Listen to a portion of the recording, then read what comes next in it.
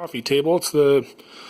It's actually a nightstand, I should say. I'm going to put this by my bed. It's the first thing I've ever done in concrete, so it's not perfect, but it's got a really smooth finish. There's no jagged edges. There's a couple spots where there's bug holes that I actually chose to leave them open because I think it adds a little character to it.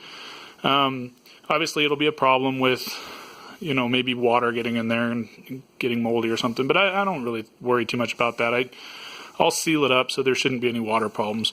And in the process of doing this, I learned a lot. This is the first time through, but in the process of doing this, I realized there's better ways to do it. I damaged a little bit in getting the electronics and stuff in there, some blowout that I had, making everything fit.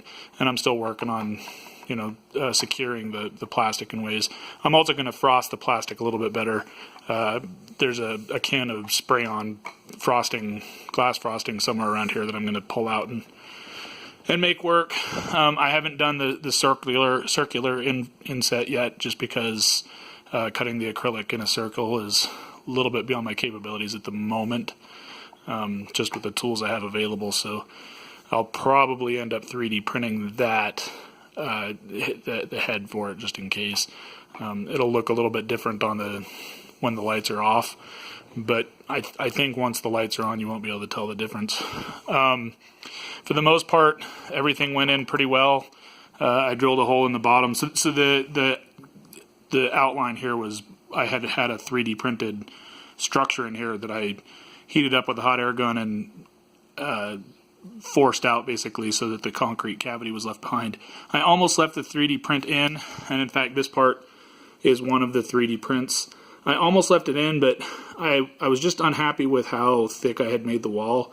I wasn't sure how thick I'd need it to support the pressure of the concrete, and I really think I overdid it here. I could probably have gone with, this is a 5mm thick wall, I probably could have gone as low as 2 and been better off.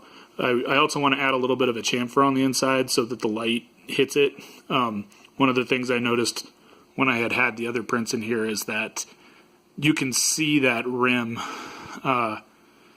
When the lights are on, you can see that thick wall, and I didn't really like that. So in the future, I have already ideas on how to fix it. So in the future, it shouldn't be that bad. I put these little 3D printed posts in here to support the acrylic. The acrylic is resting on that now. And I've got ideas for how to secure it that I'll discuss. Probably what I'll do is append to this video later. So, but it's not done yet. There's still things that need to be fixed, but for the most part, this is coming out really well. And let me show you, that's upside down, which is why it's not going in quite right. Let me show you what it looks like when it's powered up.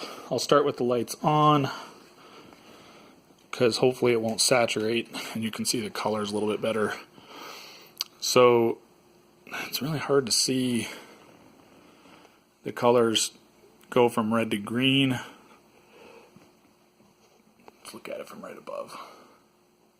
I tried to duplicate a flapping, tried to make it look like it was flapping. I haven't really had a lot of success. I need to fix the code for this side. This tail piece over here isn't fixed. I just realized looking now, but I'm getting there. It's working. There'll be a little bit of work to do, and then there's an underglow. These just cycle through all the colors slowly. So red to green, or red to blue to green to red, and over again. The pipe here in the center, I thought I'd have wires run down it, so I didn't attach it to the centerpiece. I think it looked cool anyway, just with the undercarriage having 5 legs, and you'll never see the fact that there's no flange up there connecting it.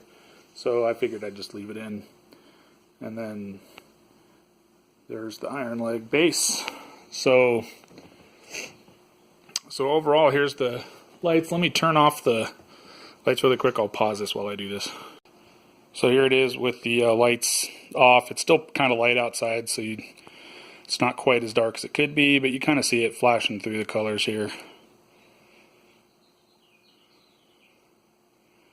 I guess you can kind of start seeing the green tips showing up. It looks a whole lot better in real life. Unfortunately, the camera just doesn't do this justice. So